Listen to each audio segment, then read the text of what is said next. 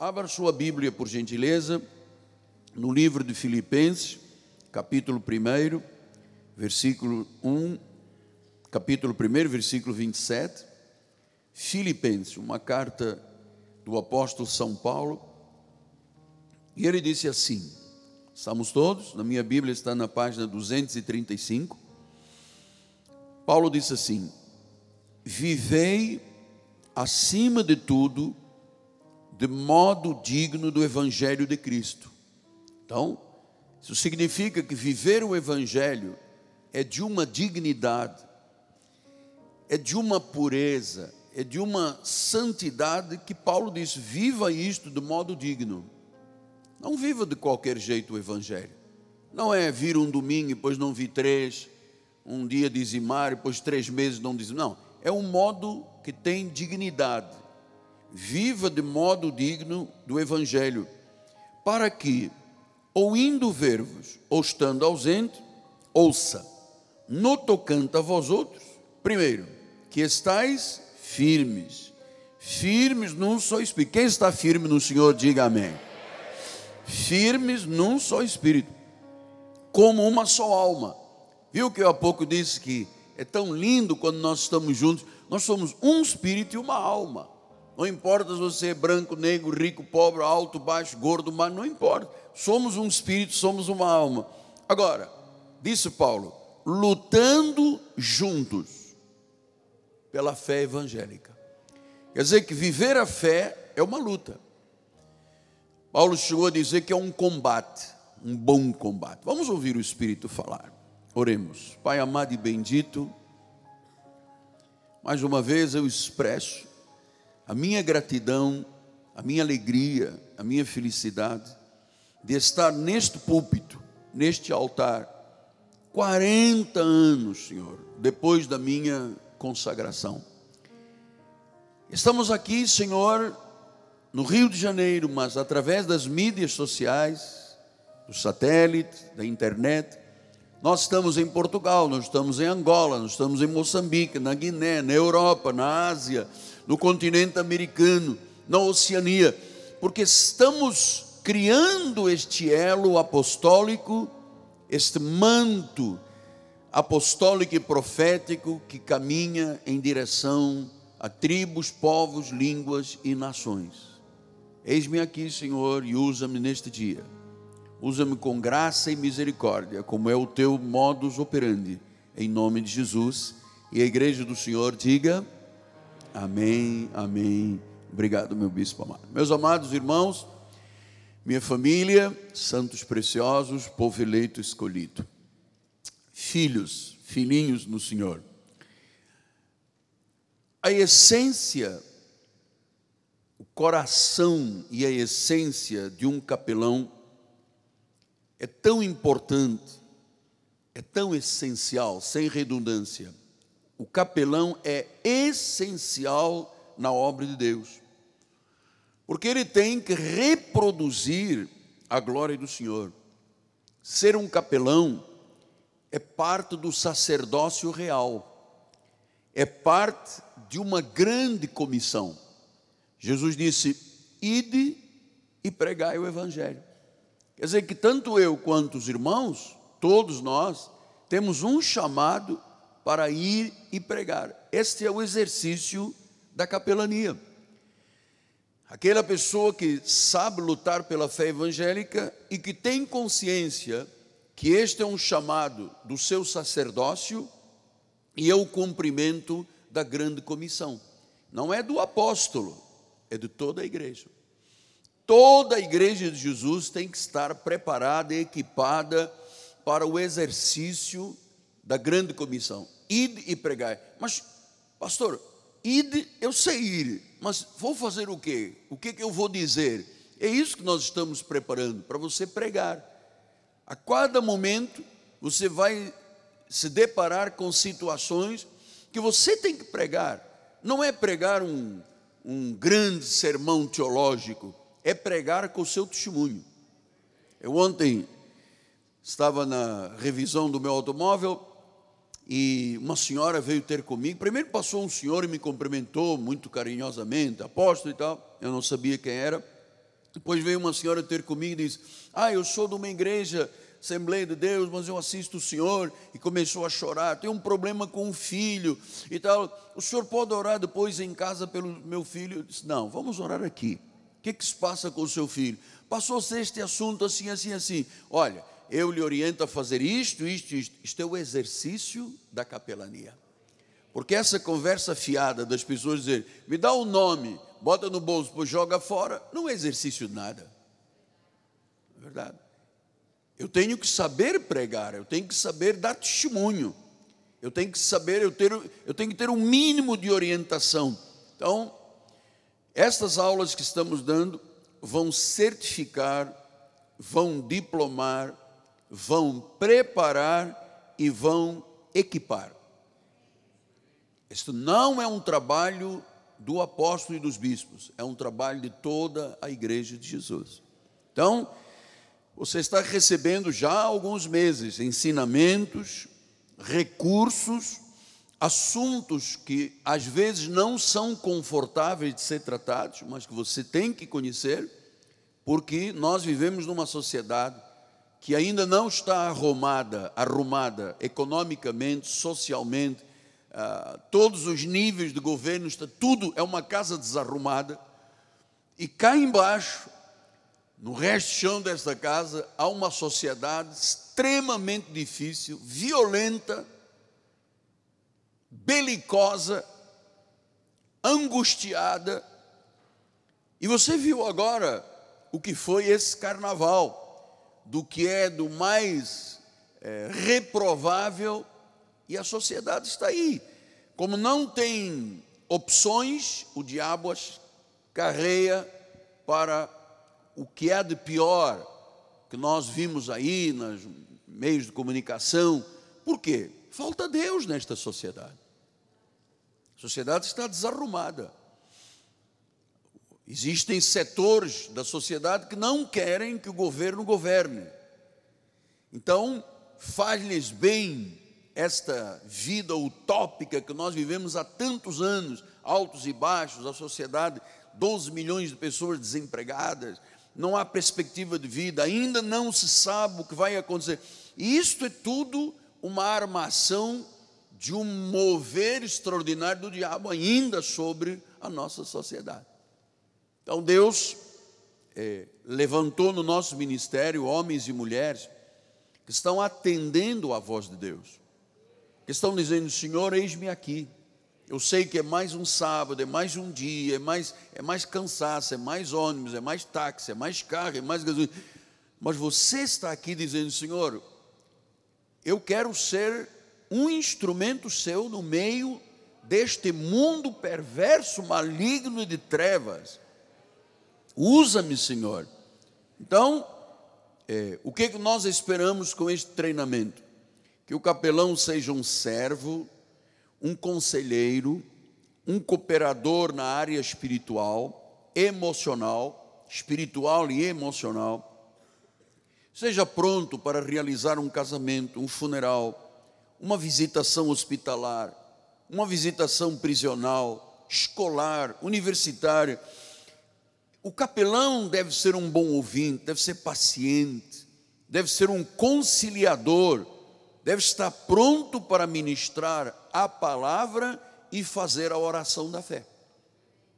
Não se exige tanto, exige o mínimo de preparo para você poder, diante de uma situação, expressar o que é a vontade de Deus. Veja só como é que, ontem eu estava também numa loja, e eu comecei a falar, a senhora perguntou se eu era de origem lusitana, e eu comecei a falar, e às tantas sai um senhor lá de dentro da loja, e diz assim: essa voz está no meu coração há muitos anos. E eu olhei, não sabia quem era a pessoa, e disse: eu fui do tempo de Piedade, lá do cinema, quando eu tentava chegar um pouquinho lá, 6:05, já não tinha lugar, tinha que ficar no pátio da igreja. Eu disse: é isso mesmo, amado. Ele disse: esta voz está gravada no meu coração. Então, o que eu passei, o que eu ensinei, foi como semente que foi semeada, está lá, depois de 30 anos, germinando e dando frutos. Então, o capelão oferece cuidados espirituais.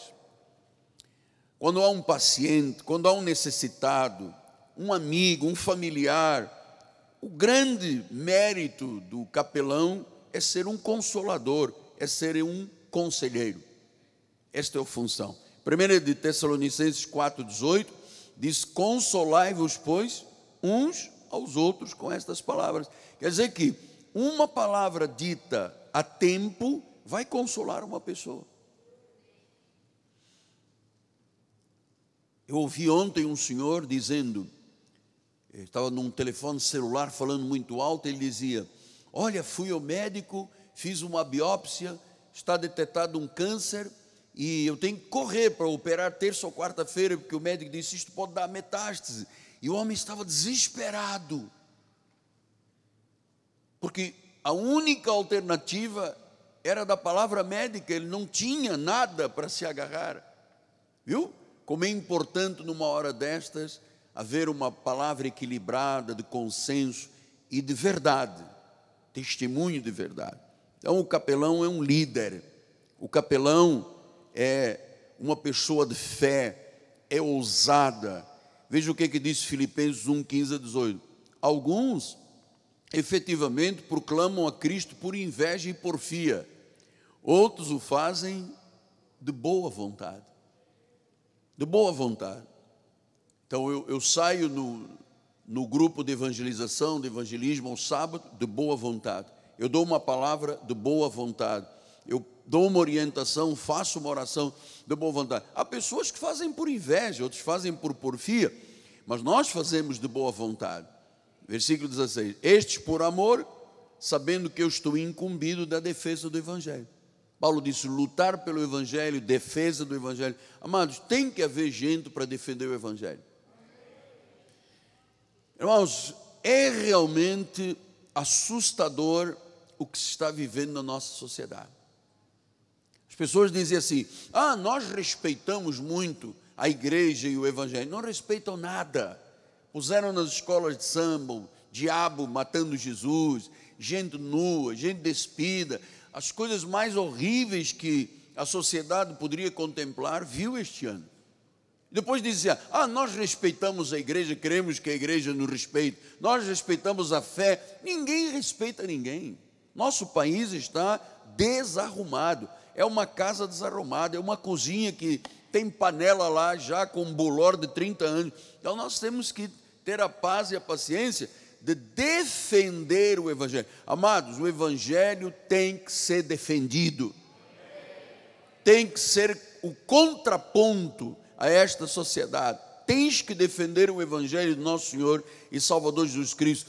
Tens que dizer às pessoas qual é o teu testemunho, o que você era, o que Deus fez, quem é você hoje. Você tem que defender o Evangelho. Olha, a maioria dos crentes não defende o Evangelho.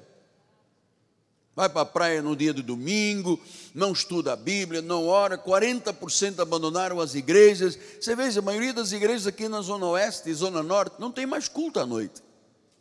Os crentes estão acomodados, perderam o primeiro amor, o inimigo está atrás, como um leão que ruge, atrás dos eleitos que estão aí fracos, perderam o primeiro amor, amado.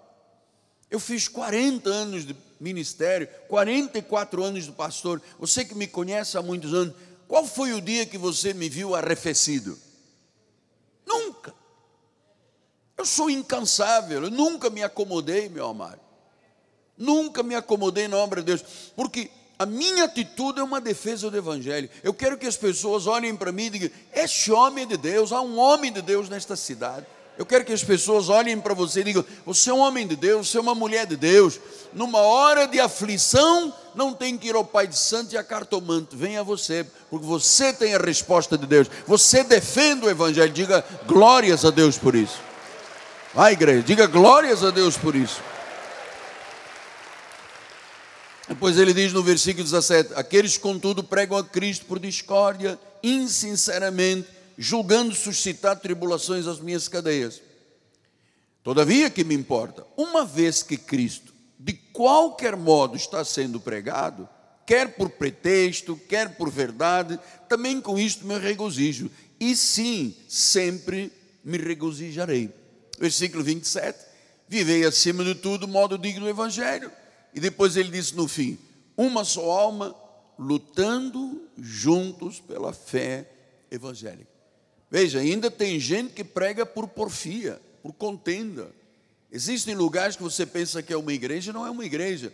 São guerras espirituais, são contendas, é a busca do poder, quem é que tem mais poder, quem é que tem mais interferência política. Deus me livre se algum dia eu me envolveria com questões políticas, amado. Eu sou um orientador, agora eu ir para uma marcha, não vou. Eu ensino o povo a viver o Evangelho. Eu ensino as pessoas a viverem também a sua cidadania. Agora, defender bandeiras não defende ninguém. A minha bandeira se chama Jesus Cristo.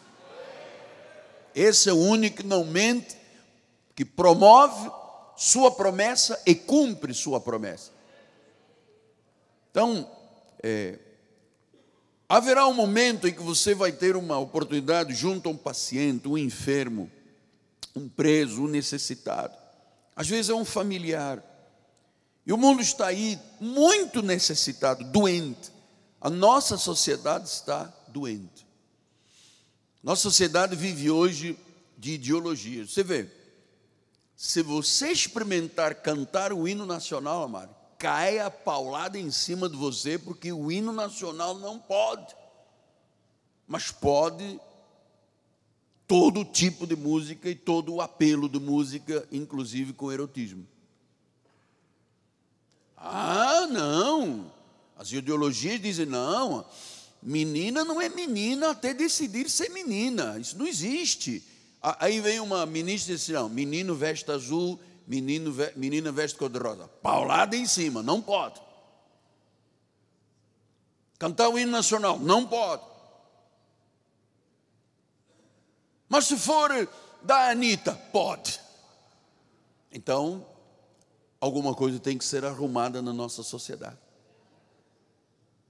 Alguma coisa tem que ser arrumada na nossa sociedade.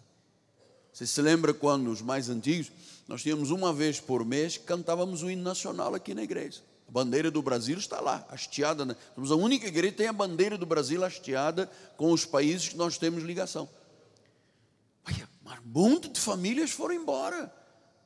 Nós não cantamos o hino nacional, não permitimos o hino nacional. Brasileiro que tem carteira de identidade, que diz que é cidadão deste país, se revoltando contra o hino da sua pátria. Onde está o patriotismo? Onde está a defesa da cidadania? Imagina que defesa eles fariam do Evangelho. Nenhuma. Nós não podemos ser como o camaleão. Camaleão é assim, se está aqui no marrom, vira marrom. Está no amarelo, vira amarelo. Está no verde, vira verde. Não, nós temos a cor de Cristo. Nós fomos lavados no sangue de Jesus. A Bíblia diz que éramos como escarlate, vermelho, como o carmesim. Ele nos lavou, somos mais alvos do que a neve, brancos como a lã. Essa é a cor de Cristo, lavados, noivas, sem manchas, sem rugas e defeitos. Então, onde eu vou, não é o mundo que me influencia. Eu influencio o mundo. Esta é a tua missão, a nossa missão aqui nesta terra. Porque a pessoa diz assim, eu vou evangelizar na porta de uma boate. 10 minutos depois está lá dentro dançando. Apóstolo, eu ainda não estou bem e tal, mas no próximo jogo está no Maracanã e só é pauleira dentro da jogo. Você vê guerra, briga entre torcidas e tal. Você vê lá no meio, lá está um monte de cristãos. Aí no bloco de carnaval, lá está um monte de cristãos. Amado, o amor de muitos no final dos tempos se esfriará. Que Deus nos guarde, amados. Que Deus nos guarde de não arrefecermos o nosso coração. Que esse mover do Espírito Santo te sensibilize sempre para que você seja uma luz a brilhar neste país, uma luz a brilhar nesta sociedade. Então, os grandes anseios espirituais são respondidos pela Bíblia Sagrada, através dos seus eleitos. Nós estamos chamando de capelães, não? Os capelães. Veja o que diz Hebreus 13, 1 e 2. Seja constante o amor fraternal. Versículo de número 2. não negligencieis a hospitalidade, pois algumas pessoas praticando, sem saber, acolheram anjos. A bispa tem o costume de dizer, eu não sei quem é Jesus na rua. Então bispa, nós temos na sua bolsa com cartõezinhos da igreja. Então nós temos cartão com a fotografia da igreja, cartão gratuito com a fotografia do apóstolo da bispa. Nós temos cartões pequeninos com a fotografia da igreja, com os dados da internet, enfim. É para você levar, é para você ter na bolsa, é para você ter no carro, é de graça, está lá na porta. Então nós não podemos nos acomodar, meu amado. A hora não é de acomodar, a hora é a hora de ir, de pregar, de anunciar o evangelho, de trazer gente para a igreja, amados. No meu tempo, eu já lhe contei aqui, antes de eu chegar ao ministério, eu era líder de juventude da Igreja Nova Vida do Bom Sucesso. Todo sábado fazíamos reunião de juventude, 4 da tarde às 6 horas, íamos para aqueles blocos da Caixa Econômica, pregar, cantar, louvar. Eu pregava, fazia apelo, as pessoas desciam dos prédios. Parece que esse amor pela salvação de almas, amado, acabou na vida das pessoas. Agora é assim, o irmão pode ajudar a dar uma palavra, levar uma palavra? Sim, o irmão vai pagar o meu Uber. Amado, não posso pagar o Uber. Vai me dar ticket de refeição, porque eu quero ajuda. Amado, o povo de Deus não pode se acomodar. Quem te abençoa e abre portas e multiplica por aquilo que você semeia na obra de Deus, é o próprio Deus, amado. Eu não posso, é inacreditável. Eu nunca na minha vida, eu cobraria para louvar ou para tocar na igreja. Nunca na minha vida. Amado, eu limpei banheiros, eu fiz obra, eu carreguei desde betoneira, subi morro, desci morro. Nunca eu disse, eu quero que me pague fundo de garantia. Nunca. Eu não tenho nem fundo de garantia, nunca tive fundo de garantia, nunca tive carteira assinada. Porque ou eu creio em Deus ou eu não creio, amado. Eu volto a dizer, eu nunca me acomodei. Deus me chamou para um trabalho. Alguns irmãos às vezes brincam, quando o senhor vai se aposentar? Nunca. Amado, o que Deus fez na minha vida é tão poderoso, me tirou da morte, me tirou da cadeira de rodas, me tirou das muletas, para agora eu chegar aqui com exigências diante de Deus, ou então acomodado. Você não pode se acomodar. Você tem que ter sonhos na vida, você tem que estabelecer metas na vida, você tem que lutar pelos seus sonhos. Olha, eu estou dizendo desde retiros de longa data com os jovens, amado. Não aceite viver dizendo, segundo grau está bom. Segundo grau não resolve a vida de ninguém hoje em dia. Tem que ter curso superior. Mas apóstolo, eu já tenho 60 anos. Volta a estudar, amado. Nós temos exemplos aqui na igreja de irmãos que começaram. Bispa Janja começou a estudar, terminou a advocacia, com quantos anos terminou? Com a reserva da idade, mas só para as pessoas saberem. 54. Meu sogro, com 70 anos, voltou aos bancos da escola, é advogado hoje. Amado, o tempo, você não sabe quanto tem de vida. Então não comece a dizer, estou velho, não estou velho. Mas eu agora vou dar uma palavra, vou pregar. Não importa se você é novo ou já é mais idoso. O tempo é hoje. É hoje que você tem que pensar na sua vida. É hoje. Mas nós estamos esta semana, levamos um choque tão grande.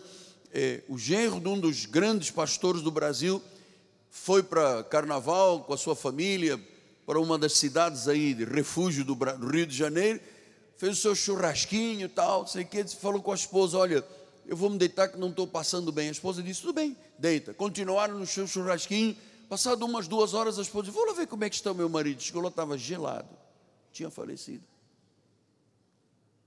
Então você está perdendo a sua vida, não pode perder a vida, não pode, amado, não perca um segundo na sua vida. O que é importante para mim hoje? O importante é servir e fazer a obra do Senhor. Então eu disse, você às vezes sem saber, você acolheu um anjo.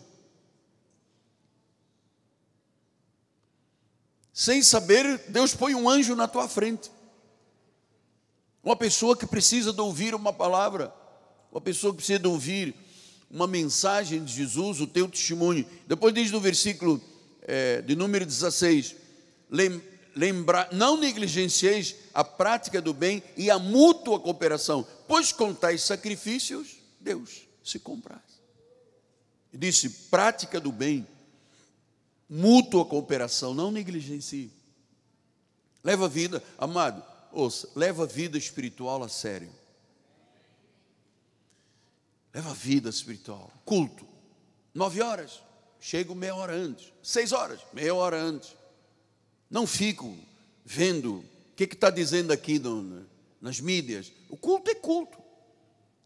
Precisei de sair lá fora. Não volto atropelando todo mundo na igreja para sentar no mesmo lugar.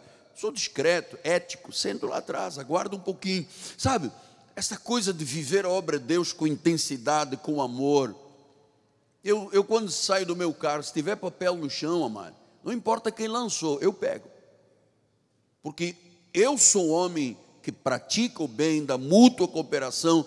Diz, qualquer sacrifício que eu faça, Deus se agrada, Deus se compraz. Então nós estamos lutando por isso. Uma igreja gigante como a nossa, amado, não tem gente mais para tocar na igreja, mais músicos, mais cantores, mais coral, mais gente. Nós não podemos ficar de um coralinho. Se o líder vem, então vem muita gente. Se o líder não vem, já não vem. Quer dizer, as pessoas estão servindo a homens ou a Deus? A Deus, amado. Essa igreja não depende de mim, você sabe. Se eu não estiver aqui, está um dos bispos, glória a Deus, é a igreja de Jesus. Eu não vim aqui para adorar a homens, eu vim aqui para adorar o meu Deus, eu vim aqui para me submeter às lideranças, mas a minha dependência é de Deus. Eu não dependo de ninguém nesta terra, eu dependo de Deus, amado. É Ele que te honra, é Ele que te cura, é Ele que te liberta, é Ele que te dá o seu favor, que às vezes é imerecido, mas por misericórdia Ele dá. Pratica o bem, mútua cooperação, com tais sacrifícios, Deus se agrada, se compraz. Então o capelão tem que ter credibilidade, tem que ter reconhecimento do seu testemunho, tanto dos líderes da igreja, quanto da própria igreja. A igreja tem que reconhecer nos irmãos credibilidade. Os líderes têm que reconhecer credibilidade. Tem que estar equipado e preparado. Por que há pessoas que não se expõem para dar uma palavra, para dar um testemunho? Porque a vida pessoal não está de acordo com a Bíblia Sagrada. E hoje em dia, volto a dizer, sem ser prolixo, que estou falando a pessoas que têm que reproduzir Deus. Amado, há um comodismo na obra de Deus que é uma coisa tremenda. Você tem que ganhar almas, amado. Você não pode viver um ano inteiro, 365 dias, chegar aqui no dia 31 de dezembro e o Senhor te pergunta, quantas almas você trouxe para a igreja? Nenhuma, mas o ano que vem, e o ano que vem você não sabe se tem o ano que vem. Você tem que ganhar almas, você tem que falar de Jesus, você tem que desafiar vidas. Tem que desafiar as pessoas, vem à minha igreja, sabe? Andar com esse cartãozinho aí, esse postal que a igreja mandou fazer, a fotografia da igreja aqui, como chegar à igreja. Você tem que andar dentro do teu carro, na tua bolsa, na tua mala, na tua Bíblia. Chegou uma pessoa, entrega. Pastor, mas eu não sei falar muito. Pronto, então diga, olha, Deus me ama, Deus transformou minha vida, vem à minha igreja. Deixa o resto conosco. Nós tratamos das feridas das ovelhas. Quando a ovelha chega com a sua lã cheia de carrapicho, nós tratamos aqui. O louvor já vai limpando metade. Depois vem a palavra e branqueia. Então, tem que estar qualificado. O capelão tem que ser um exemplo dentro da igreja. E outra coisa que eu tenho vindo a tocar nesse assunto, nas aulas, é que você tem que saber conviver até com pessoas de outra fé. Nós não podemos, amado, dar mau testemunho quando uma pessoa chega e diz, eu sou um bandista, candomblessista do Exu do Lodo. Você não pode olhar a pessoa e dizer: Satanás, cai agora. Aí na Universal beber lodo. Não pode fazer isso. Você tem que saber conviver com as outras pessoas. Amado, eu posso conviver com qualquer nível de religião que eu sei me postar. Eu sei a defesa da minha fé. Eu não me calo. Eu me recordo, há muitos anos atrás, ainda era Manchete, andavam fazendo uma série de programas onde levavam um pastor e um pai de santo, levavam um padre e um rabino. E um dia me convidaram e calhou que o meu debate seria com um pai de santo. Então eu cheguei lá, fui para uma salinha, na Manchete, lá na Flamengo. Passado um pouco entrou um senhor grande, todo vestido de branco, gordinho, alto, sentou-se do meu lado e falou: o senhor é o pastor Miguel Ângelo? Eu disse: sou sim. Olha, vamos combinar uma coisa, o senhor não me ataca que eu não te ataco. Eu falei: olha, primeiro eu não vim aqui para atacar ninguém. Segundo lugar, eu vou ter que dizer o que tem que ser dito. Não, mas se o senhor me atacar, meu irmão, eu não estou aqui para atacar nem para ser atacado. Eu vim para um debate para falar de Jesus. Então eu não posso diminuir a intensidade da minha vida, da minha palavra, para te agradar, meu amado. Então se você disser alguma coisa que eu não gosto, eu vou te atacar. Vamos ver quem vai prevalecer, meu irmão. Fica em paz, beba um copo d'água gelado, suco de limão para emagrecer e vamos embora, vamos ver vamos ver o que vai dar. E começamos o programa, o apresentador questionou alguma coisa, eu respondi com a Bíblia, o senhor ficou lá meio atrapalhado, veio a segunda pergunta, novamente com a Bíblia, com o testemunho. Terceira pergunta, ele disse: então pergunta ao pastor. Eu disse: glória a Deus, agora você já entendeu. Pergunta ao pastor que ele sabe responder. Então, você vê, essas pessoas estão habituadas ao conflito e à guerra dos evangélicos com eles. Nós não somos guerrilheiros de nada, nós somos agentes promotores do reino. Às vezes, no meio dessa gente que está lá no chu do lodo, do pomba não sei o que, verde, tem lá muita gente de Deus. A esta hora há pessoas ligadas à cartomancia, quiromancia, os búzios, que na realidade são de Deus. Amado, você não é desse lado, você é de Jesus Cristo. Agora, se eu for uma pessoa despreparada, eu começo a atacar. E nesse ataque, você sabe, não produz frutos. E nós temos que produzir frutos, que é levar a alma à reconciliação com Jesus. Então, tem que ser um conciliador, tem que ser flexível, tem que ter um coração cheio de compaixão, tem que saber comunicar, tem que saber ouvir, tem que ter a habilidade no aconselhamento. Tudo isto nós estamos preparando vocês há muitas semanas, todas as semanas, há muitos meses, todo dia que estamos aqui na consagração, eu venho preparando a habilidade do aconselhamento. Eu me recordo, há muitos anos atrás, tínhamos um pastor aqui, aliás, ainda foi, então já tem mais de 28 anos, foi lá no Sinai, nosso pastor de Austin, que vinha de vez em quando ficar no aconselhamento do telefone. Ele vinha lá, tínhamos programa na CNT, na Corcovado, na Copacabana, e tínhamos os telefones, então os pastores vinham me ajudar. E eu estou no meu gabinete, que era tudo muito pequenininho, e estou ouvindo o pastor dando um aconselhamento. Uma irmã ligou, dizendo que estava com muitas tentações e tal, e ele está dizendo: minha irmã, tenha cuidado, senão a senhora vai escorregar na baba do quiabo. Eu digo: poxa, que aconselhamento maravilhoso, que homem de Deus maravilhoso, né? Dizer a uma pessoa que está em desespero: cuidado, vai escorregar na baba. Imagina Jesus, naquela multidão lá no mar da Galileia: meus irmãos, cuidado para não escorregarem na baba do quiabo. Isso é um despreparo. Nós, bispos, temos que ter o cuidado com quem sobe no púlpito. Quem sobe no púlpito, então, tem que ter todos os detalhes de vida equipada e preparada. Agora, quem leva a palavra tem que saber ter habilidade no aconselhamento. Então, nós não podemos viver acomodados, confortáveis e achando que só o programa de televisão ou da rádio vai trazer gente à igreja. O capelão tem a função de ganhar almas para Jesus. Nós temos que voltar, amados, a viver esse primeiro amor. Cara, eu vou lhe dizer, eu subo aqui numa paixão, e não é assolapada, não, é um sentimento de gratidão que eu tenho de viver esta vida com Jesus. Por isso nós não nos calamos.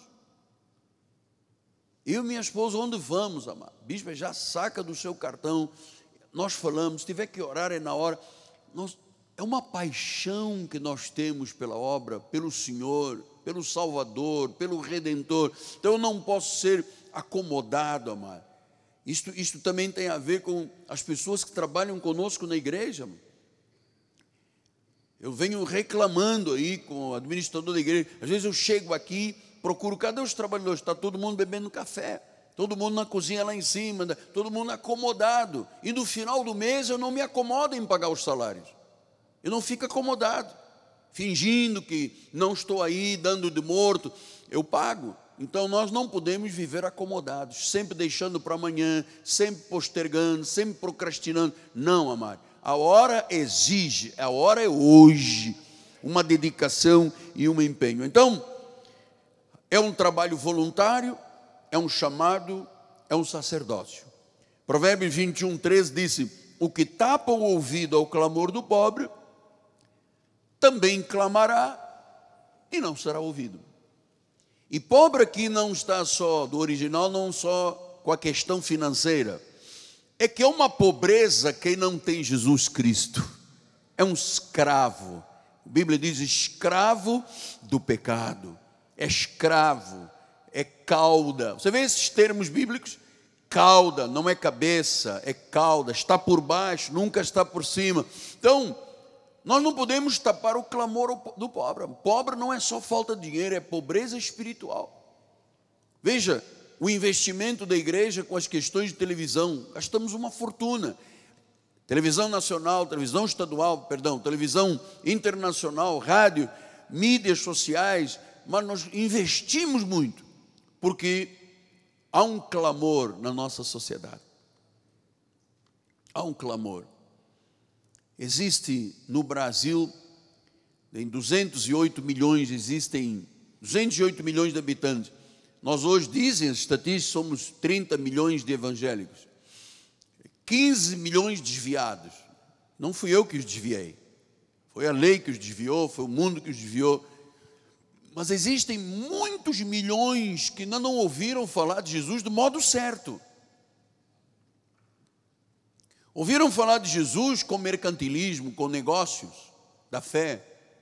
Mas o Jesus que salva, que liberta, que cura, que transforma, que predestina, que elege, que escolhe, que chama, que sela, que dá salvação eterna, a sociedade não conhece. Conhece o do óleo, do sal, das mandingas, de cruzinha não sei de quê, madeira da cruz, óleo não sei de onde, água do rio Jordão. Isso não é evangelho, isso não salva, isso não liberta. Então, é o senhor e a senhora, sou eu, somos nós que temos esta missão de um sacerdócio, de não taparmos o ouvido ao clamor do pobre. Porque senão, quando nós clamarmos, nós também não seremos ouvidos. Há um clamor, amado. Marido esfaqueia a mulher e queima com álcool e joga no mato. Puxa, eu nunca ouvi. Eu esperei chegar aos 66 anos de idade para ouvir isso. Marido tem ciúmes e mata com 10 tiros a mulher. É uma sociedade desarrumada. O inimigo tem dominado a sociedade de tal forma, amado. Desarrumou a nossa sociedade. Assuntos que nós não conseguimos começar a lutar, questões previdenciárias, questões fiscais, questões tributárias, questões políticas, ainda não se começou a fazer nada. Tem países que isso não se fala mais. Está tudo arrumado. Estados Unidos está arrumado, Holanda está arrumado, França está arrumado, Inglaterra, nessas questões que nós ainda estamos com casa desarrumada, lá está arrumada há muitos anos. Noruega, Suécia, Dinamarca, está tudo arrumado, não tem que fazer mais nada. Nós não conseguimos arrumar. Então a sociedade está clamando.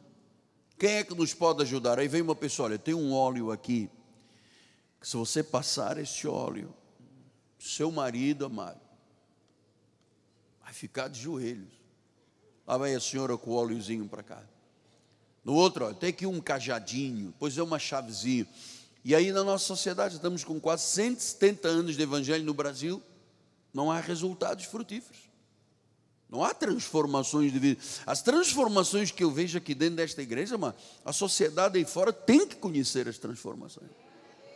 Você vê que gente que saiu realmente das trevas para a luz, amado. Da morte para a vida. E eu pergunto, quem passou por essa transformação? Levante a sua mão e diga glória a Deus. Glorifica a Deus com força, amado. Diga glória a Deus.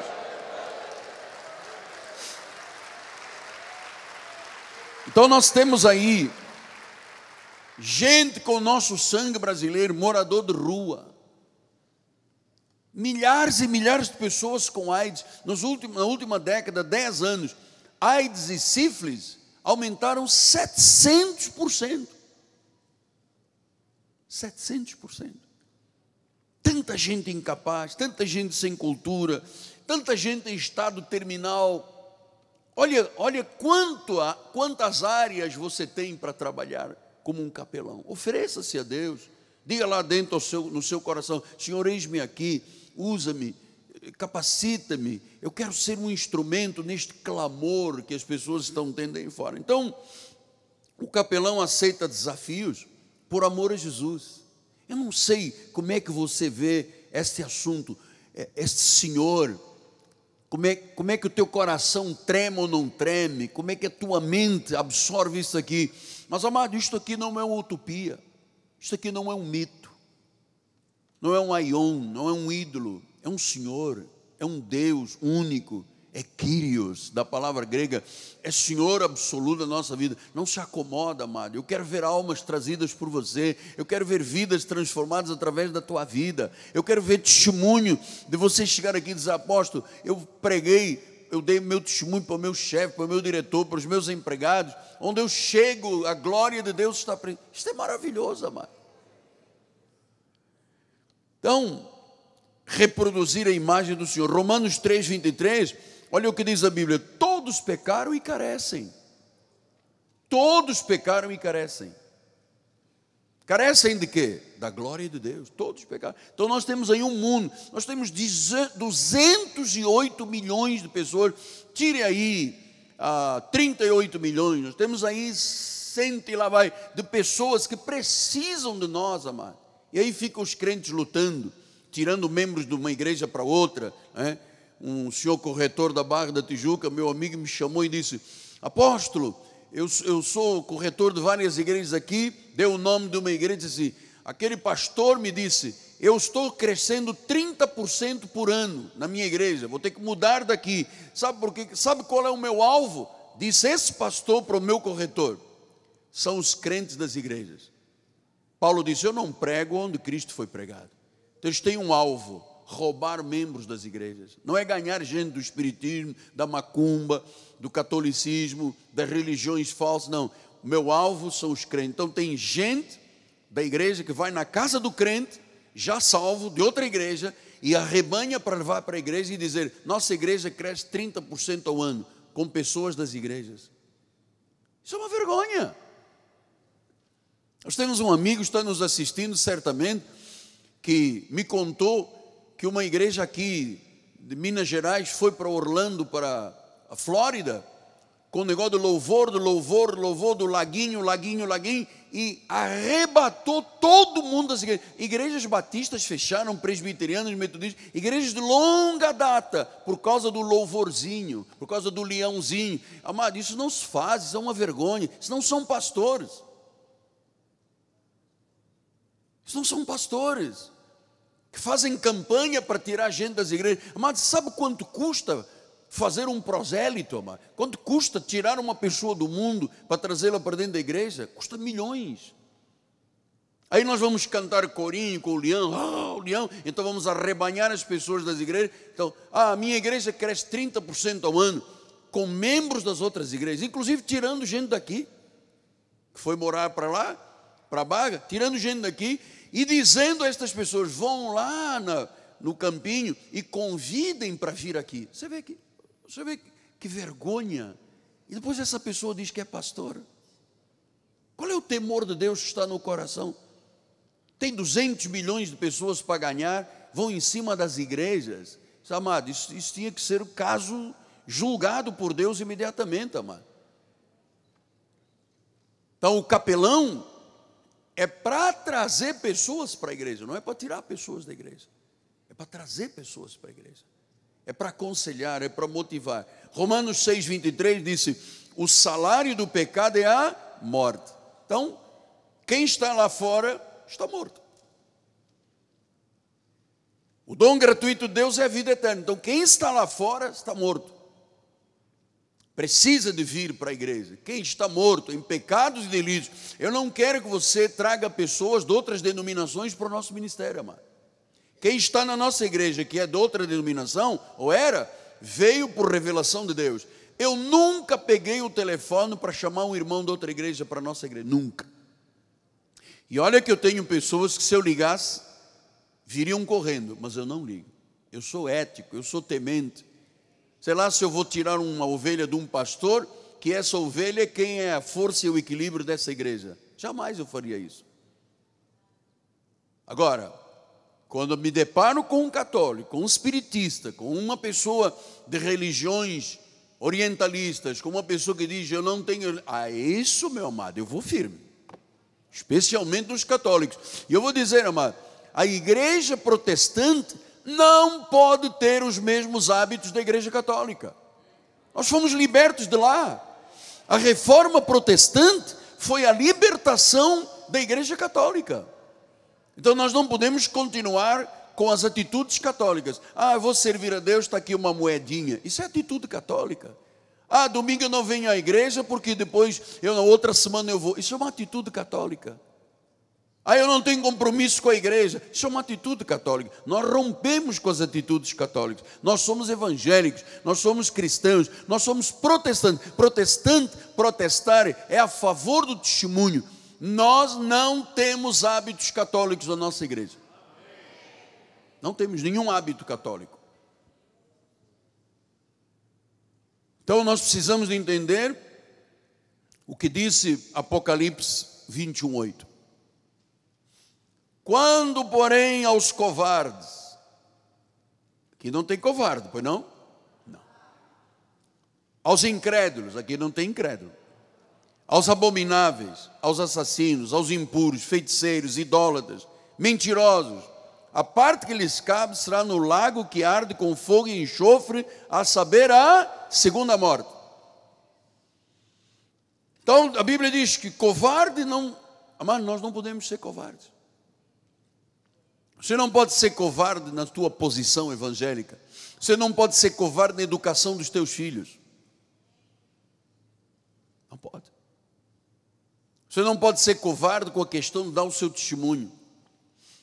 Não importa perante quem você está. Você está ali reproduzindo Deus.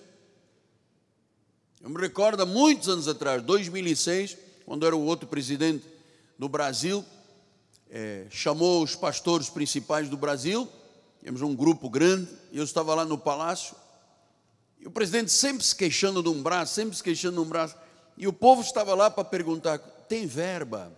Tem verba? Eu disse: eu não vim aqui para verba, amado. Eu vim aqui para que ele saiba quem é Jesus.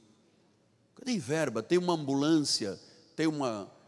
Amado, eu falei: meu Deus, se eu vou agora a Brasília ter com o presidente da República para pedir uma verba, uma ambulância para a igreja, coisa baixa. Então, há uma hora, aquele salão nobre, cheio, eu pedi a palavra: eu posso orar pelo senhor? Ele disse: claro. Me levantei e fui: olha, Jesus te ama, creia. Não creio em nada, né? Não creio em nada, mas eu orei por ele e deixei ali patente que Jesus era realmente o presidente do nosso Brasil.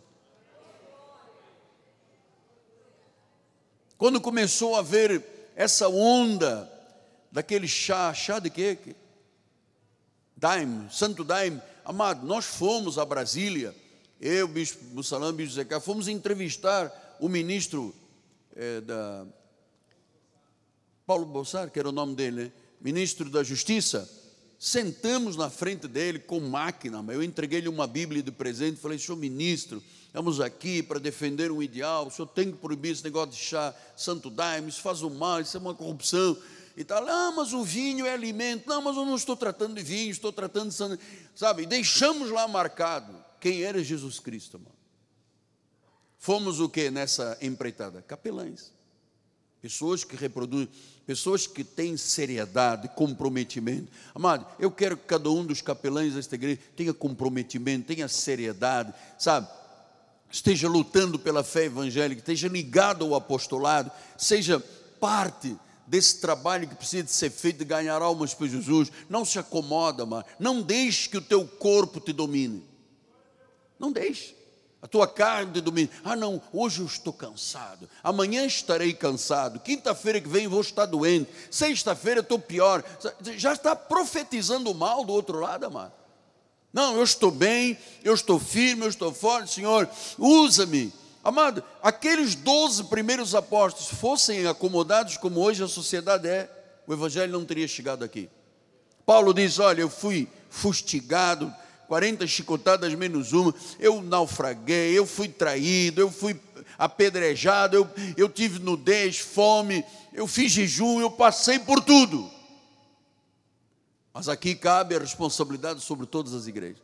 Mas nós temos que ter gente assim. Está chegando o nosso congresso, Convenção Nacional das Igrejas. Já estou começando a receber o WhatsApp. Após, no dia 23, eu vou ter... Amado, suspenda tudo. É o teu congresso nacional, é a tua família, é a tua obra, é a tua igreja, é o teu reino. Quero estar junto do meu apóstolo, dos meus bispos, meus pastores. Amado, isto é um chamado. Isto é um chamado. Você tem um chamado santo. Amém? Diga amém, amado. Você tem um chamado. Muito bem. Vistos e analisados os factos sobre este perfil, que eu demorei aqui quase 45 minutos passando o perfil do capelão, da capelã, conforme eu tenho lhe dito, eu tenho a obrigação, como pastor, como mentor da igreja, como tutor da igreja, de fazer abordagens que lhe preparem para quando a tua fé for questionada. A fé é questionada quando as pessoas dizem: ah, não, eu vou pedir ao médico para desligar o aparelho, né? Eutanásia. Você tem uma posição, você já sabe sobre esta questão. Ah, cremação. Não, eu já sei o que a Bíblia diz, já tenho uma palavra. Orientação de ideologias, eu já tenho uma orientação do meu altar, já estou preparado para responder. Hoje, nesses próximos minutos, eu quero lhe falar de um assunto que, de certa forma, aflige toda a nossa sociedade, que é a questão do aborto. Vocês sabem que, na cultura geral do capelão, ou do pastor, ou do pregador, você tem que estar preparado para defender a sua fé com estas questões que eu vou tratando aqui a cada culto. No próximo vai ser homossexualismo, depois ideologia. E vamos fazer uma abordagem ampla, de tal monta que você esteja pronto para responder qual é a razão da tua esperança. Esse tema de aborto é assustador. Dizem as estatísticas que o Brasil, conhecidamente, portanto é uma estatística, tem mais de 1,5 milhão de abortos por ano. Isto os conhecidos. 1,5 milhão de abortos. Portanto, imagine você, o Rio de Janeiro tem 3 ou 4 milhões de habitantes, como se fosse metade aí de um rio todo ano jogado para o lixo. Então, isso tem sido um tema de discussão nacional.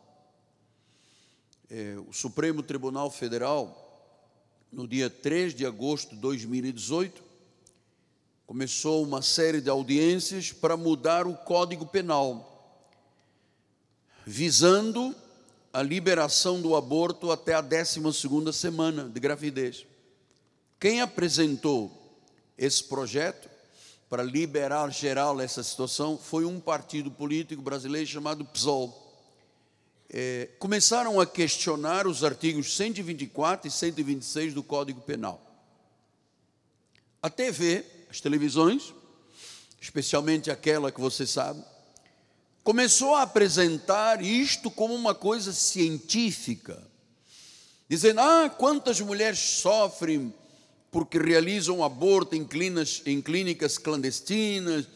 As novelas começaram a apresentar histórias muito trágicas, porque as pessoas se esqueceram que um país é regido e administrado não é segundo a opinião do partido político. Assim como nós temos uma Bíblia, que é a forma de vivermos o Evangelho de Jesus, é através do que a Bíblia diz. Os países têm todos uma chamada Constituição Federal. Nosso caso, uma Constituição Federal. E eu quero dizer aos irmãos que a Constituição brasileira garante constitucionalmente o direito do ser humano à vida a partir da sua concepção. Isso diz a nossa Constituição. O direito à vida é inviolável. Então, se é inviolável a partir da concepção, significa que vida já tem que ser preservada desde o chamado zigoto. Aquele embrião, aquele primeiro encontro entre o espermatozoide e o óvulo. Então, claro que há grupos que fazem uma pressão pró-aborto. Existem muitos grupos, especialmente de esquerda, que são a favor. Não, a mulher tem direito, a mulher tem direito, a mulher... Então, o apoio do judiciário para se liberar até a 12ª, mas já há pessoas que fazem até a 20ª e há pessoas que fazem aborto até já com o feto formado em 30 semanas, enfim, uma desgraça. Pastor, qual é a nossa posição como cristãos? Quando é que começa realmente a vida? Porque a Constituição diz que a partir da concepção, o ser humano já tem direito e é inviolável a sua vida. Então vamos ver o que diz o Salmo 139, versículo 16. Diz o salmista a respeito de Deus: os teus olhos me viram, eu ainda era uma substância informe. Não sei se você já viu, e nós temos aqui uma médica especializada nisso, e a minha esposa depois poderá nos ajudar nessa área também, a doutora Catarina. Não sei se você já viu um exame, como se chama aquele primeira imagem? Uma ultrassonografia. Nas primeiras semanas, ali a coisa é meio informe, realmente não tem forma de nada, tem um negocinho lá, tá, sabe? Só que a Bíblia diz, os teus olhos me viram quando eu era aquela coisinha, aquela substância ainda informe. E o que a Bíblia diz? Que no teu livro foram escritos todos os meus dias, cada um deles escrito, né? Quando nenhum deles havia ainda, quando eu era essa massa informe, esse zigotozinho, esse pequeno início de embrião. Então, o que a Bíblia está dizendo é que o Senhor nos conhece antes da concepção. Antes do espermatozoide se unir ao óvulo, naquele momento o Senhor já conhecia o nosso espírito. E quando há aquela conexão, começa a vida e o tempo que terá de vida nesta terra. Olha só, maravilhoso. Diz, tu me conheceste ainda, eu era informe, era um zigotozinho, e ali já foi determinado até o tempo que eu vou viver sobre esta terra. Então, meus irmãos, Deus tem uma relação com o ser humano a partir do ventre da mãe, a partir do zigoto, a partir da concepção, do embrião. Ali já está vida. A vida, biblicamente, começa na concepção. Se Deus já conhecia naquela concepção a minha relação com Deus, espiritualmente, em espírito, começou antes da fundação do mundo. E fisicamente, era ali Deus trabalhando, formando ossos, peles, sangue, entendeu? A minha relação e a sua relação com Deus começou no ventre da nossa mãe. Inviolável. Aí vem as ideologias pró-aborto, dizem, não, o corpo é meu, eu sou uma vadia, eu faço o que eu quero, eu fumo maconha, eu cheiro cocaína, eu aborto se quiser, eu tiro com quantas semanas quiser, e vai na clínica clandestina, e vai no SUS, e vai no sei o quê. Amado, isso é uma grande epidemia que nós temos dentro do nosso país. Veja que lá, nas orientações de Moisés, o Senhor disse em Êxodo 21, 22 e 25, se os homens brigarem e ferirem uma mulher grávida, e forem a causa que aborte, porém sem maior dano, aquele que feriu será obrigado a indenizar segundo o que lhes diu o marido da mulher. Pagará como os juízes lhe determinarem.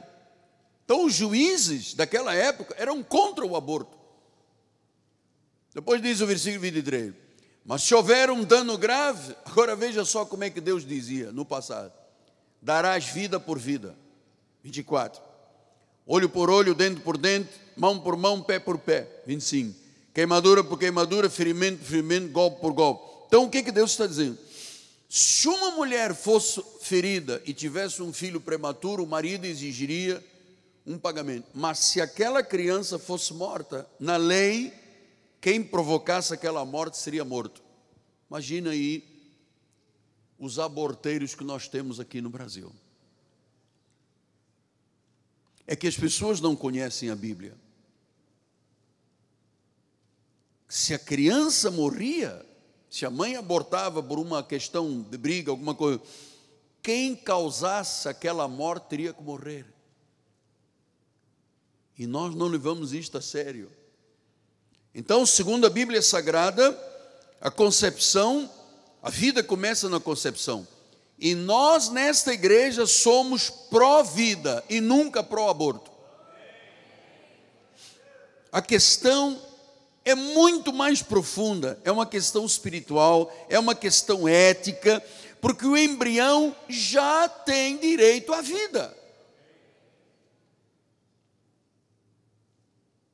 Ninguém pode ser isentado de suas escolhas. Todo homem, toda mulher tem noção de que uma relação sexual pode gerar uma criança. E nós não podemos aceitar um comportamento irresponsável e destrutivo. Como evangélicos, nós temos que ser responsáveis por nossas escolhas e decisões, pois nós todos sabemos qual é a consequência de uma relação sexual. Por isso, nós defendemos biblicamente que o sexo seguro é o sexo dentro do casamento, entre marido e mulher. Esse é o sexo seguro. Pastor, mas eu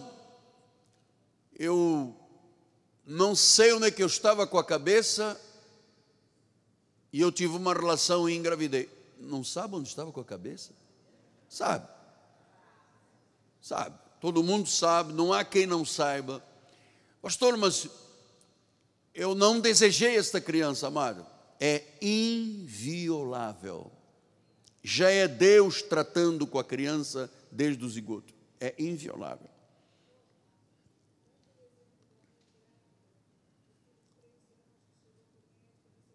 Sim, depois eu vou pedir que você dê uma palavra, tá bem? E a doutora Catarina, depois haverá um momento que eu preciso que vocês duas deem uma palavra a respeito de a senhora como médica, a minha esposa, porque isso é um assunto muito importante.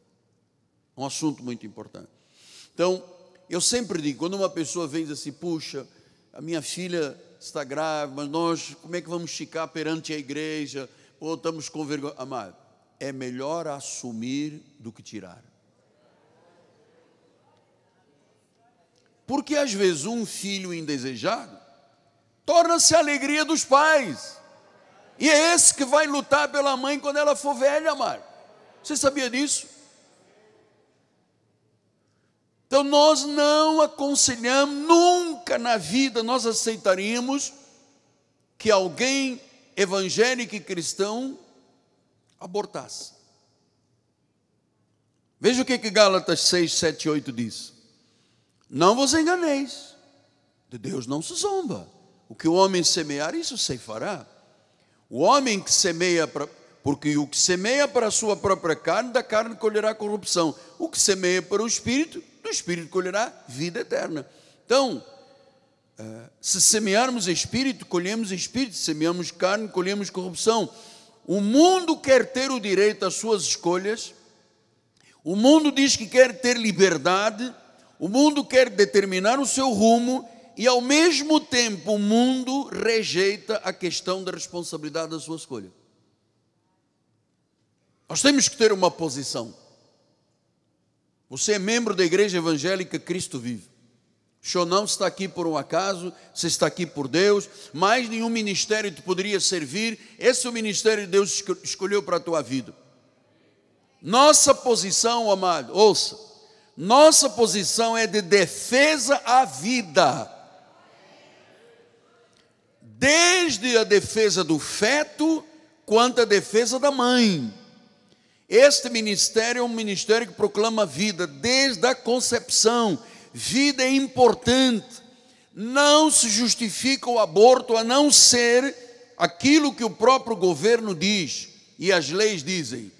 Se a criança é anacéfala, não tem cérebro, se é estupro, se a mãe corre risco de vai morrer a mãe, a lei já se encarregou de responsabilizar-se, a lei se responsabiliza pela realização dessa sistemática, em caso de estupro, em caso de anencefalia de cérebro, a mãe vai morrer, o próprio governo apoia e o sistema hospitalar do Brasil e clínico apoia.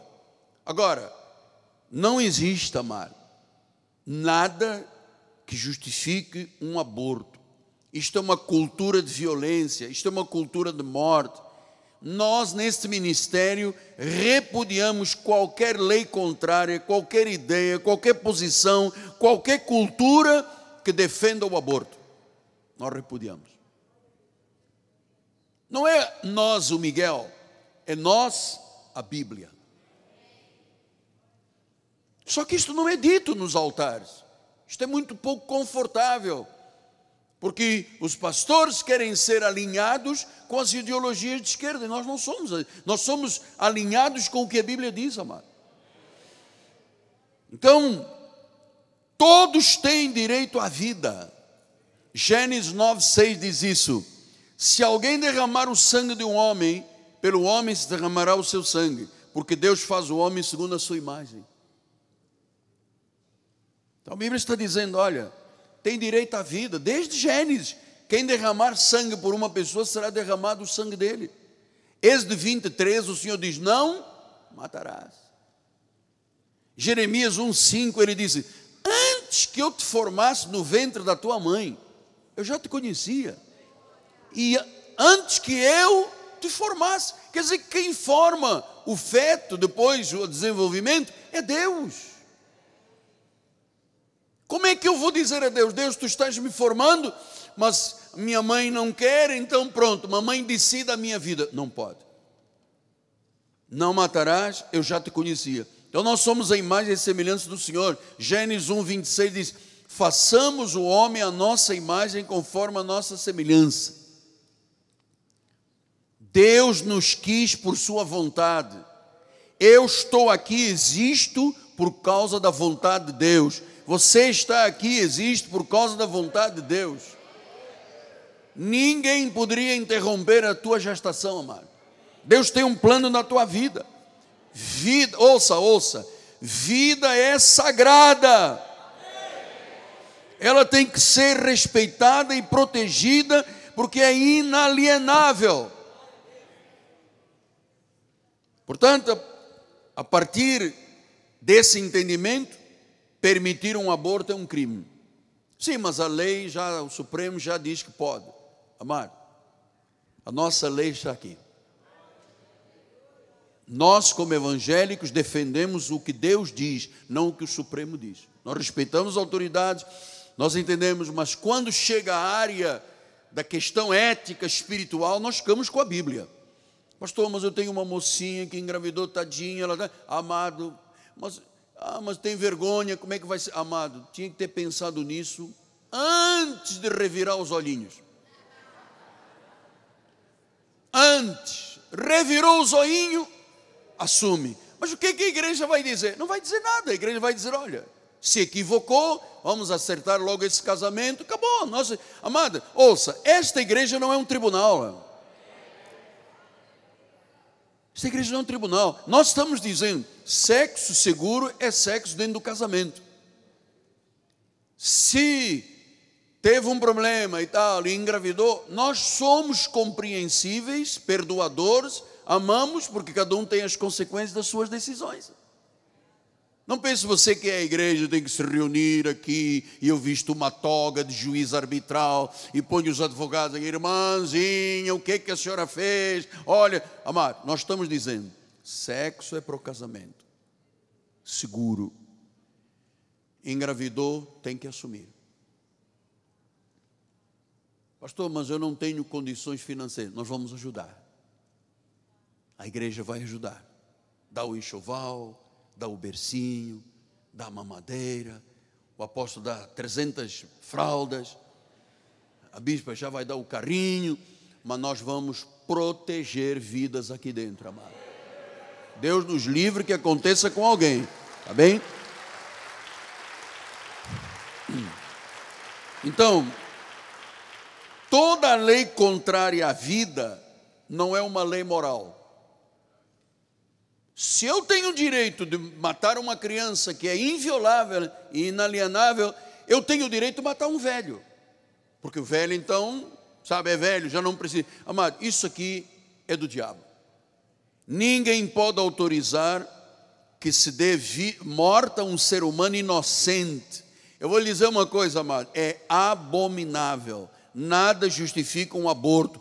Vida é sagrada, não se pode adiantar o final da vida, vida é preciosa, e até porque existem depois as consequências. São consequências físicas e emocionais, para o resto da vida. Eu vou lhe dizer uma coisa, a doutora depois vai nos falar, as duas doutoras vão nos falar. Você sabe que um aborto pode causar a morte da mãe também. Uma hemorragia, uma infecção uterina, pode gerar infertilidade. Então existem consequências emocionais e consequências físicas.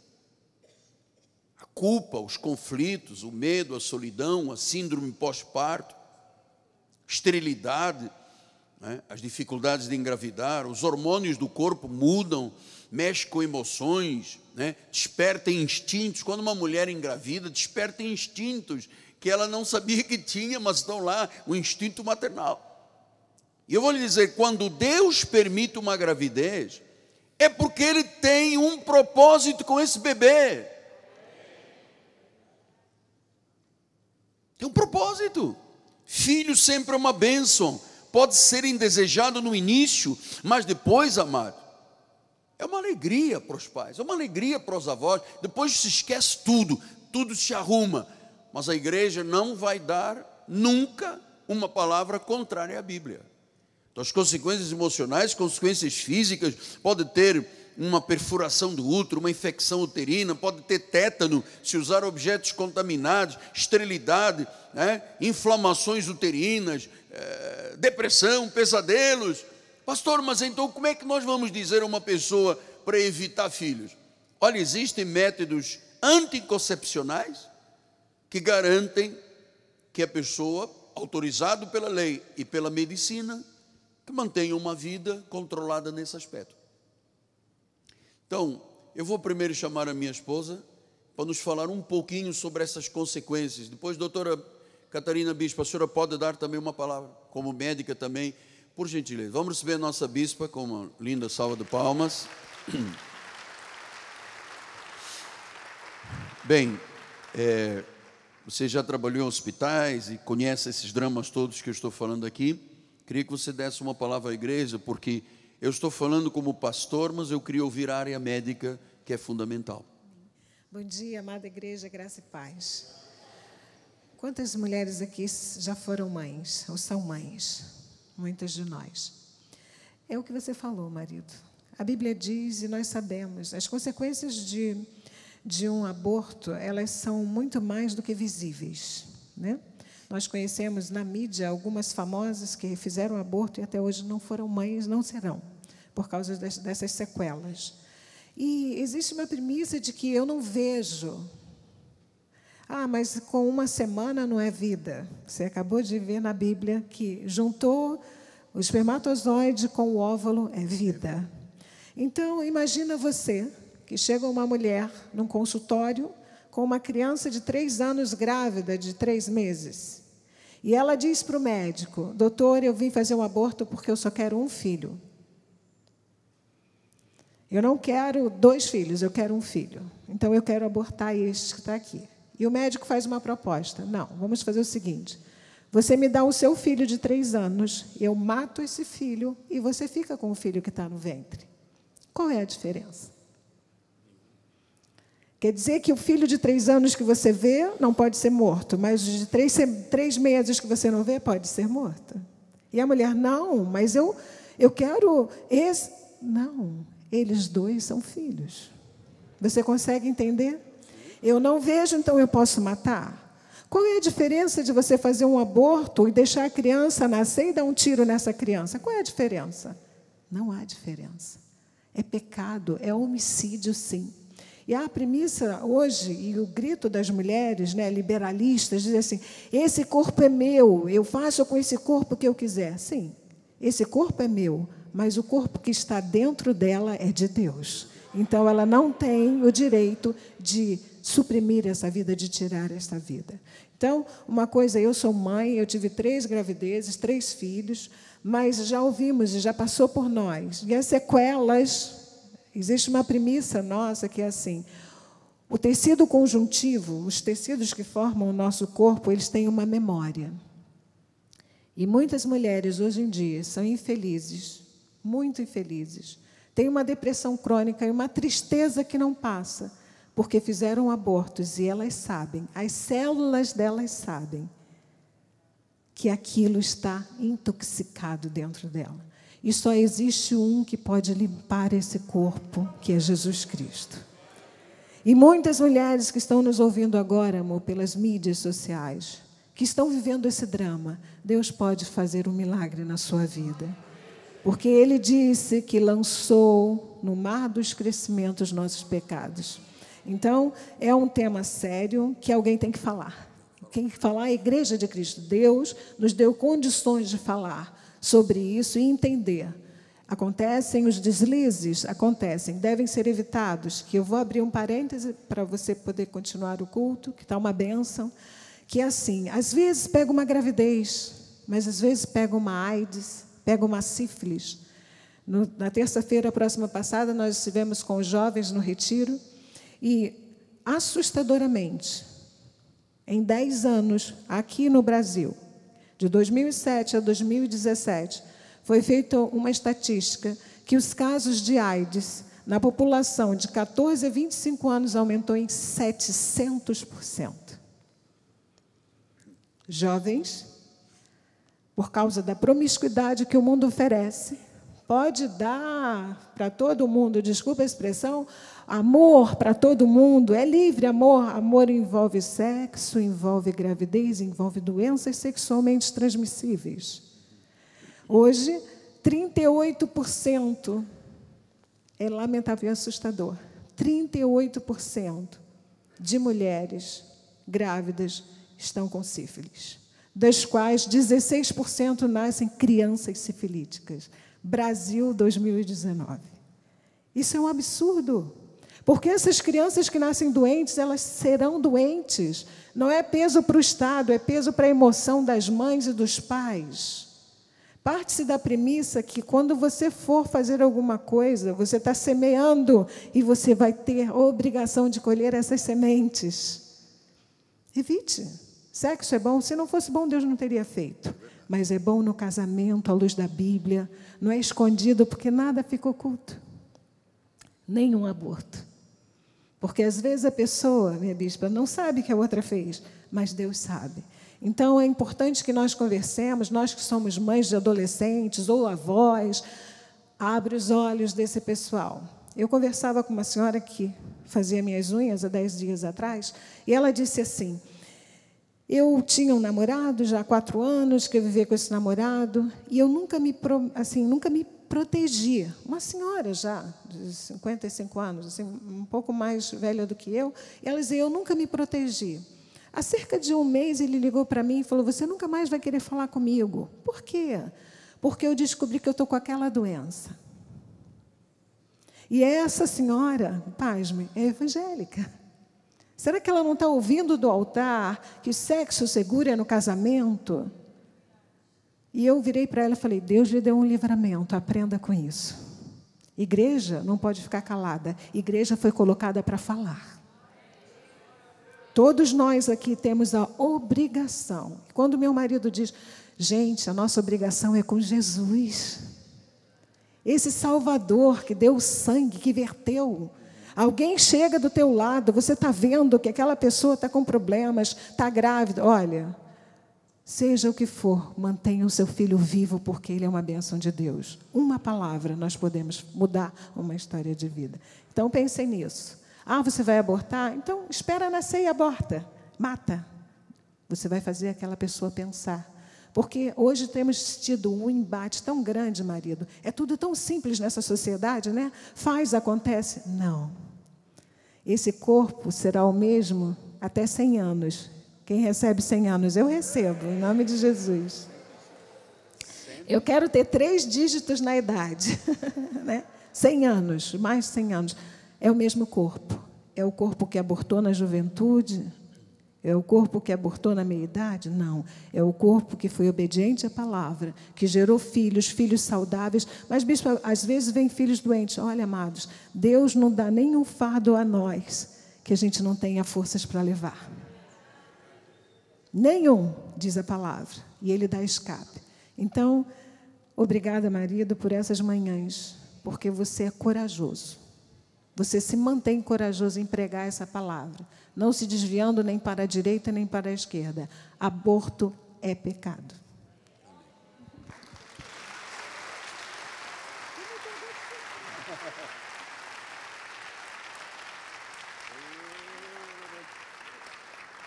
Bispa, doutora Catarina, por gentileza.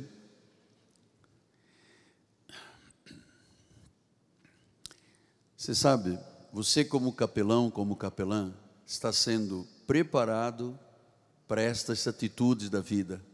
Muita gente vai chegar junto de você com essa situação. Você já tem uma palavra e está equipado. Vamos receber a nossa bispa com carinho. Salva de palmas.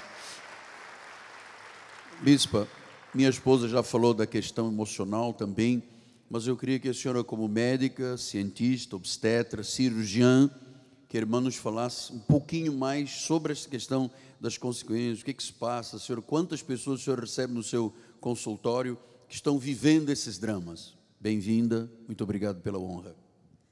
A paz do Senhor para todos, um bom dia. Graças a Deus estou aqui. Cada dia a dia eu aprendo mais um pouco. Então, como médica, vocês imaginam, com 36 anos de formada, o que eu já assisti, vi e ouvi no consultório. As consequências tremendas que um aborto traz. Quando se vai num aborteiro, o doutor não senta com calma e explica as consequências de um aborto. Ali é uma produção em série de ganhar dinheiro, certo? Mulheres que são RH negativo, eles querem saber se é RH negativa, faz o aborto, não orienta, não pergunta, futuramente querem engravidar, vem um abortamento, outro abortamento, outro abortamento. É uma paciente sensibilizada porque era RH negativo. Então, falou-se da sífilis aqui. Há uns anos atrás, a sífilis no Brasil estava quase zero. Hoje, a sífilis no Brasil está 700% aumentada de uns 10 anos para cá. Talvez já esteja até mais a porcentagem. Uma paciente com sífilis, esse bebê que vai nascer com sífilis, sifilítico. Quando se detecta no pré-natal, que se trata, o nenê nasce bem. Mas quando não se faz um pré-natal nesse serviço público, que eles não têm responsabilidade, às vezes, de fazer um pré-natal decente, então nasce uma criança com sífilis e, às vezes, uma sífilis já terciária, que é uma sífilis mortal. Traz consequências tremendas. A AIDS hoje, também, de uns anos para cá, tinha diminuído, mas de 10 anos para cá houve uma ascendência e numa idade jovem, que a bispa já citou aqui. Hoje, quando se faz um pré-natal bom, a criança pode até nascer sem HIV positivo, mas tem que ter controle. O aborto, gente, a fecundação é a coisa mais sublime que Deus criou. A fisiologia explica isso muito bem. Coitada das pacientes que às vezes fizeram aborto, trazem sequelas emocionais para o resto da vida. Eu tenho pacientes que fizeram, hoje choram no meu consultório, a prática. Doutora, se eu tivesse uma orientação como a senhora orienta, eu jamais teria abortado. Já tive exemplos de pacientes no meu consultório que queriam abortar. Eu sentei, conversei. Isso aí precisa de uma catequese. Tem que catequizar. Ah, doutora, eu estou resolvida, eu vou fazer. Falei, filha, é decisão sua. Eu não posso interromper a sua decisão. Mas vá para casa, sente e pense bem. Quantas voltaram no meu consultório, foram lá, quando viram o ambiente, o coração doeu, o espírito falou e voltou. Volta no consultório, tudo bem com você? Você fez o aborto? Não, doutora, eu pensei muito, cheguei lá, vi como era, e meu coração doeu, eu voltei aqui para fazer um pré-natal com a senhora, certo? Já tive uma recente, com problemas psiquiátricos, tomando remédio, depressivo. Vou abortar, vou abortar, vou abortar. A mãe chorando do meu lado. É uma jornalista, né? Eu conversei com ela. Ela, não, eu vou abortar porque eu não quero, não quero, não quero. Passa-se uns 3 semanas, ela me chega lá. Tudo bem com você? Tudo bem. Doutora, eu vou fazer o meu pré-natal. Eu decidi. Então, pelo que a senhora me falou, pelo que minha mãe disse, a senhora é protestante, a senhora falou da palavra para mim, a senhora mostrou que Deus só dá fardo para quem pode carregar. Eu sou uma jornalista, eu tenho o meu emprego, eu tenho o meu salário. Se o pai não quiser assumir, eu posso criar o meu filho. Hoje, essa criança está com 1 ano e 3 meses. A coisa mais linda, de olhos verdes, e ela é apaixonada pela criança. Deixou de tomar remédios antidepressivos e está muito bem, obrigada. E me agradece, me abraça, me beija por tudo que eu falei para ela. Tá? Então, gente, nós pastores, os pastores, têm que sentar e falar tudo isso para as pacientes, para os servos, frequentadores da igreja, orientar, pensar que não deve se fazer aborto.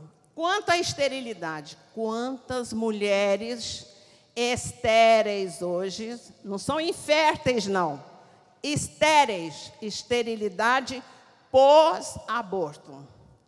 Essas clínicas, você acha que no hospital que tem controle de cirurgia, tem um número determinado de cirurgias por dia por causa da desinfecção do material, nessas clínicas que fazem não sei quantos mil abortos por dia, por ano, não sei, você acha que esta desinfecção está dentro dos padrões normais da Organização Mundial de Saúde?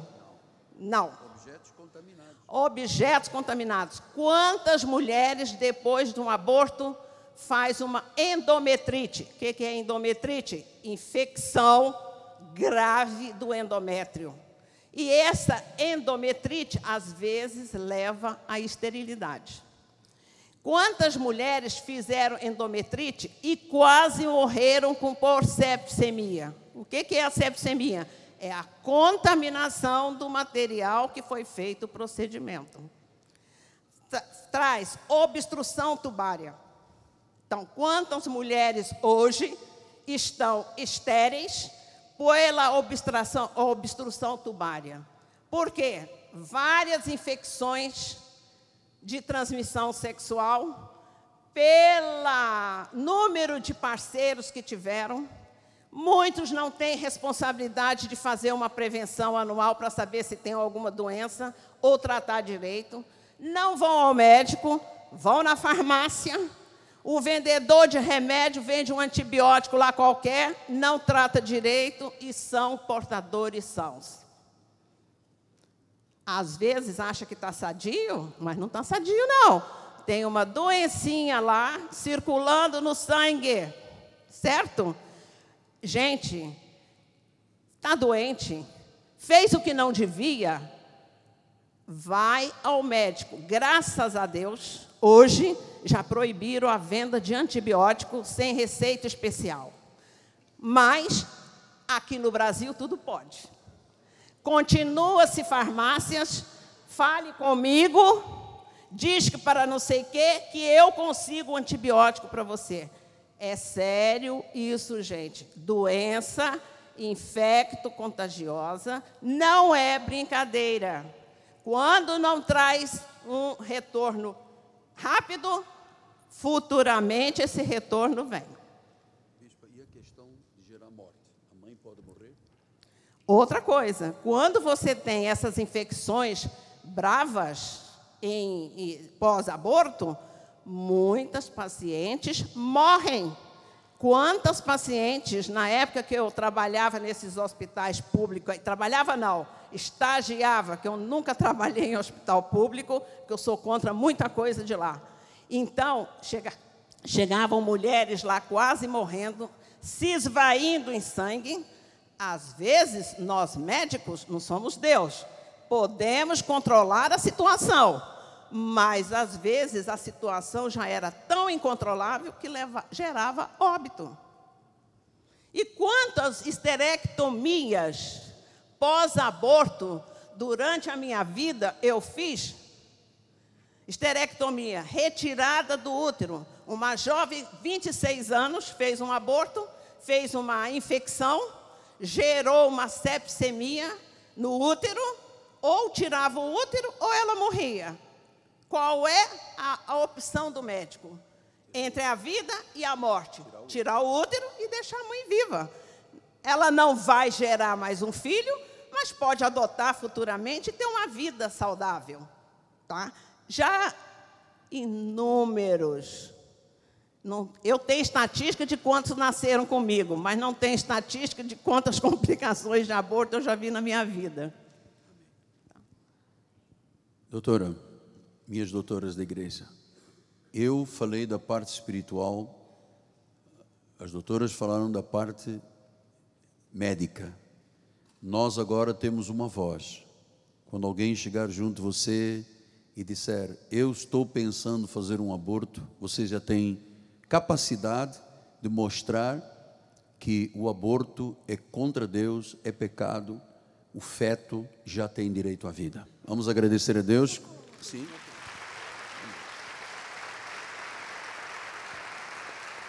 Isso é importante. Quanto a fetos mal formados e anencéfalos. O anencéfalo, ele é um feto que é incompatível com a vida. Ou ele morre intrauterino, ou ele nasce e logo após um dia, horas, 2 dias, porque anencéfalo, não tem encéfalo, vai à morte.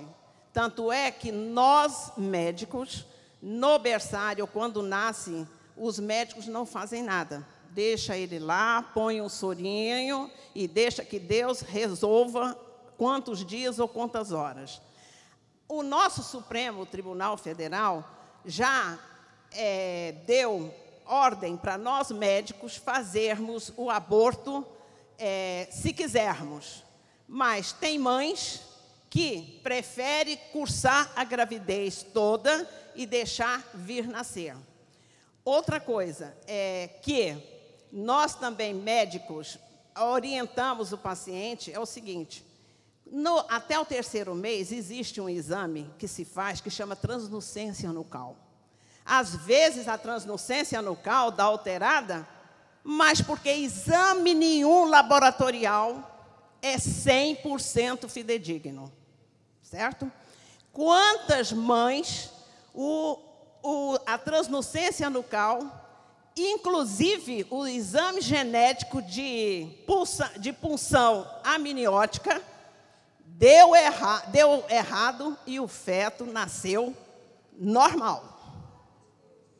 Milagre de Deus. Então, não podemos, nós médicos, orientarmos. Se o paciente pergunta, a gente orienta nesse sentido e deixe que eles tomem a decisão. Certo? Amém. Muito obrigado. Mais uma vez, vamos agradecer.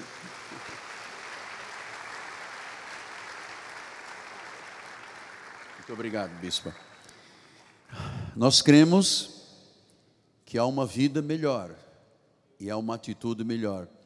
Eu, inclusive, queria sugerir ao bispo Sérgio que nós preparemos um folheto sobre esta questão para distribuição, porque se estatisticamente dizem que 1,5 milhão são feitos, a nossa pátria perde 1,5 milhão de pessoas. Conforme você viu, o senhor disse que lá dentro, quando ainda é informe, o senhor já teve a relação com a pessoa. Então isto é vida. Interromper esta vida sagrada é pecado, é erro, não pode. E você que será um porta-voz de Deus, estará preparado, porque nós estamos preparando folhetos sobre eutanásia, sobre cremação e sobre este aborto, depois vamos das ideologias, do homossexualismo, enfim, porque eu quero que você tenha a estrutura emocional e nessas questões da área médica, você seja capaz de responder com os versículos que eu lhe mostrei, mais o que as médicas orientaram, você está preparado para salvar uma vida. Ou quizás 2, ou quizás 10, ou quizás muitas, porque isso é uma prática no Brasil livre praticamente. Então, nós somos reconciliadores e restauradores de vida. Você recebe essa palavra? Glória a Deus. Curva a sua cabeça. Pai amado e bendito, eu quero expressar minha gratidão por poder ser este instrumento de Deus e orientar a igreja e preparar os capelães e capelãs para o exercício da vida do bom samaritano, daquele que é o conselheiro, aquele que vai dar o conselho de Deus, porque o próprio Senhor é o nosso conselheiro, e Ele quer que sejamos porta-vozes dos seus conselhos, a favor da vida, sempre a favor da vida, sempre a favor da vida, em nome de Jesus, e o povo de Deus diga, amém, amém e amém. Graças a Deus, graças a Deus. Vamos cantar um corinho, vamos depois gastar um tempo precioso em oração. Tu és soberano sobre a terra, sobre o céu, Tu és Senhor absoluto. Tudo que existe acontece, tu sabes muito bem. Tu és tremendo, e apesar desta glória que tens, tu te importas comigo também. E esse amor tão grande eleva-me, amarra-me a ti. Tu és tremendo.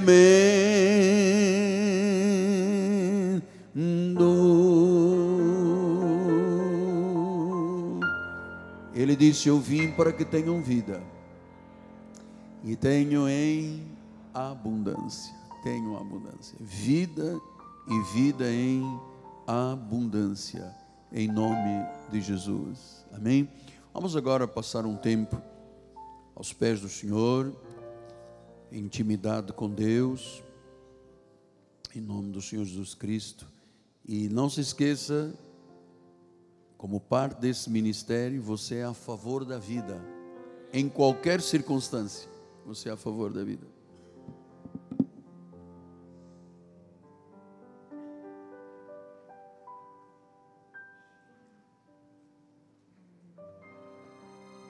Aquele que habita no esconderijo do Altíssimo, à sombra do Senhor onipotente descansará. Glória a Deus. Aquele que habita no esconderijo do Altíssimo, com intimidade com o Senhor, à sombra do Senhor onipotente descansará. Direi do Senhor, Ele é o meu Deus. Direi do Senhor, Senhor, Ele é o meu Deus. Amém.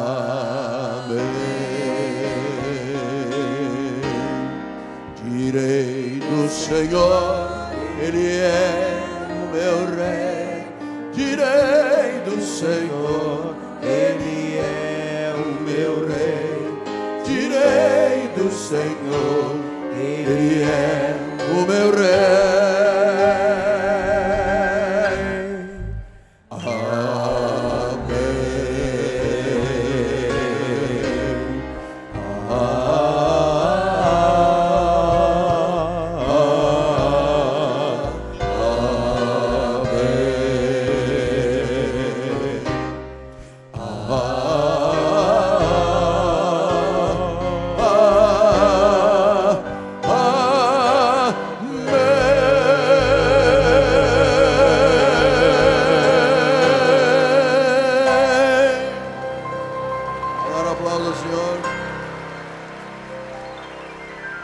Sua glória enche a terra, a igreja, a minha vida. Santo, santo, santo.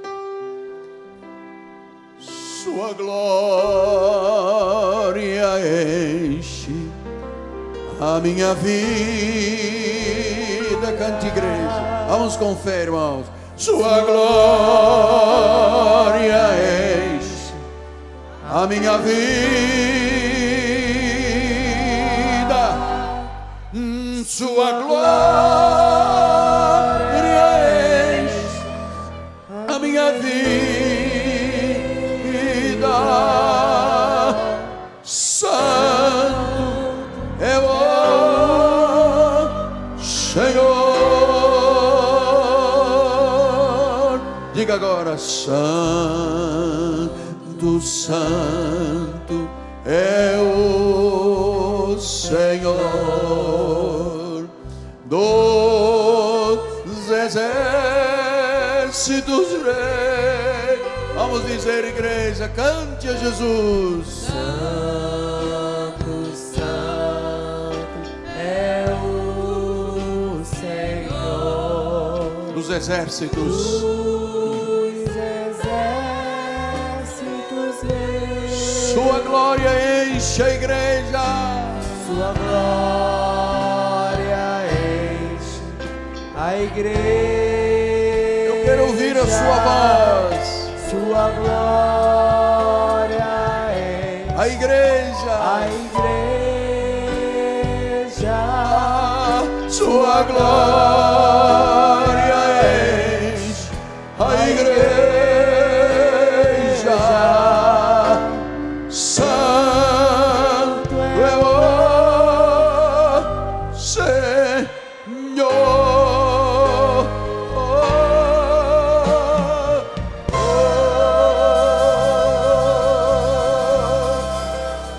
Glória a Deus.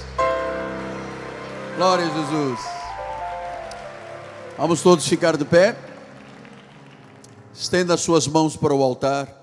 Bendiga a Deus. Diga assim: bendiz, ó minha alma, ao Senhor, e eu não me esquecerei de nenhum só dos seus benefícios. Diga outra vez: eu não me esquecerei de nenhum só dos seus benefícios.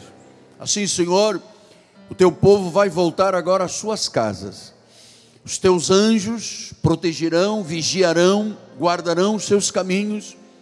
Aqueles que vão a pé, aqueles que vão de automóvel, aqueles que vão, Senhor, dos veículos públicos. Senhor, guarda, protege, para que esse final de semana seja tão maravilhoso, tão bom, e que tudo o que aqui viemos semear, Senhor, quando chegarmos à porta do templo, comecemos a colher com grande abundância. Declaramos a volta amanhã à tua casa. É o dia sagrado, é o dia do Senhor, é o dia que os santos apóstolos consagraram, dedicaram ao Pai, e nós queremos ser testemunho nesse domingo, que somos cristãos, somos da fé, que honramos, ó Deus, o dia da ressurreição. Então amanhã não será dia de praia, amanhã não será dia de churrasco, amanhã será dia do Senhor, e nós engrandeceremos ao Pai, em nome de Jesus. Que os anjos te guardem. Vai com paz, vai com muita alegria, com muita felicidade. Afinal, tu és a imagem e a semelhança do Senhor. Tu és fruto desde o ventre da tua mãe. O Senhor já tinha relação contigo. Ele, amor, te predestinou para uma tão grande salvação. E o povo de Deus diga amém, amém e amém. Graças a Deus.